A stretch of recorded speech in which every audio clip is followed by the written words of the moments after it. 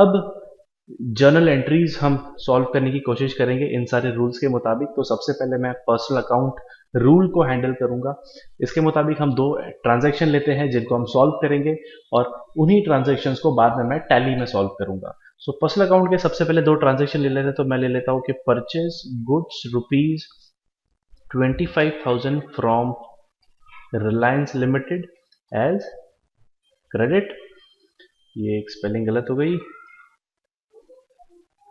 और same way एक और मैं एंट्री ले लेता हूँ कि sales goods rupees 35,000 to Tata limited as credit.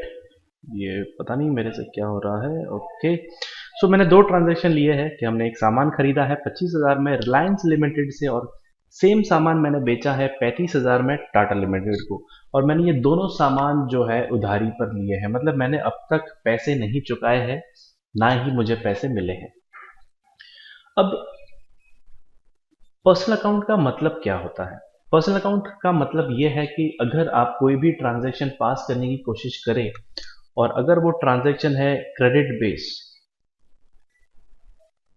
अगर वो ट्रांजैक्शन है क्रेडिट बेस, तो आप उन ट्रांजैक्शंस को सॉल्व करेंगे पर्सनल अकाउंट के थ्रू।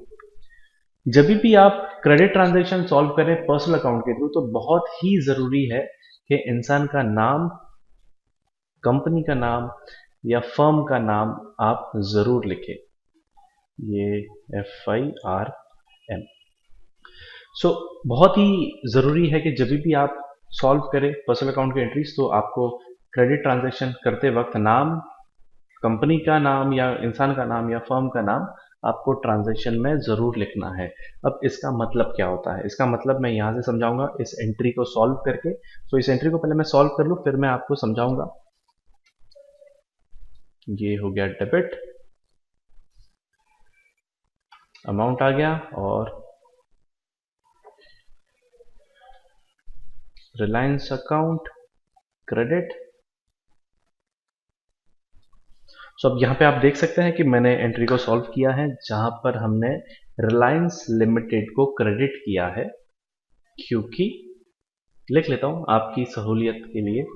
रिलायंस अकाउंट क्रेडिट है बिकॉज मैंने रिलायंस से सामान खरीदा है। रिलायंस इज अ गिवर, बहुत ही आसान है।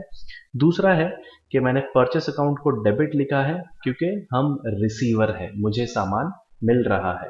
अब यहाँ पर उधारी एंट्री है, मतलब क्रेडिट एंट्री है, इसलिए बहुत ही आवश्यक है कि आप इंसान का नाम स्पेसिफाई करेंगे कि किन से आपने उधारी ली है, मतलब आपने उधारी वाला सामान किन से लिया है। सो रिलायंस इज एन थिंग जो आपको स्पेसिफाई करना है। अगर ये कैश होता, अगर कैश होता कि आपने लेन देन की है और आपने पैसे चुका दिए, सो उस वक्त आपको यहां पर कैश ही लिखना है, क्योंकि आपको इंसान का नाम लिखने की जरूरत नहीं है, क्योंकि आपने पैसे चुका दिए। तो नाम याद रख के क्या मिलने वाला है? पैसे दे दिए, काम खत्म हो गया। बट अगर ये क्रेडिट है तो आपको नाम लिखना पड़ेगा। हालांकि कैश जो है वो रियल अकाउंट है, कैश जो है ये रियल अकाउंट होता है। सो रियल अकाउंट के तरीके से उसे हम सॉल्व करते थे, बट अभी हमारी जो एंट्री है वो क्रेडिट ट्रांजैक्शन की एंट्री है। दूसरी चीज एक और है, परचेज हमने लिखा है, हमने हमारा नाम नहीं लिखा है बिकॉज ये जो एंट्रीज है ये मेरी किताब में ही मैं पास कर रहा हूँ। मेरी किताब में यानी कि मेरी कंपनी की जो ट्रांजैक्शन की जो किताब है उसमें ही मैं फॉर्म कर रहा हूँ। सो ऑब्वियस बात है कि मैंने ही खरीदा है, इसलिए हम वहां पर परचेज लिखते हैं। सो पहली चीज ये है। दूसरे तरीके से हम दूसरी एंट्री भी सॉल्व करें। सो यहाँ पर हमने सामान बेचा है टाटा को, तो टाटा जो है वो रिसीवर है, तो टाटा अकाउंट आ गया डेबिट रुपीज 35,000 का, और सेल्स अकाउंट जो है वो आएगा आपका क्रेडिट। सो यहाँ पर मैं CR लिख लेता हूँ आपकी सहूलियत के लिए, नहीं तो वैसे तो लिखा नहीं जाता है। सो यहाँ पर मैंने सेल्स गुड्स किया है 35,000 टू टाटा लिमिटेड को एज क्रेडिट पर, उधारी पर।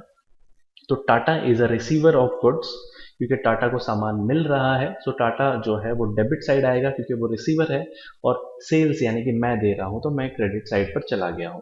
एज उधारी है इसलिए टाटा जो होगा उसका नाम हम जरूर लिखेंगे। अगर कैश बेस होता तो हम ऊपर कैश ही लिखते हैं, या अगर चेक के जरिए से सामान दिया गया है तो वहां पर बैंक अकाउंट आएगा।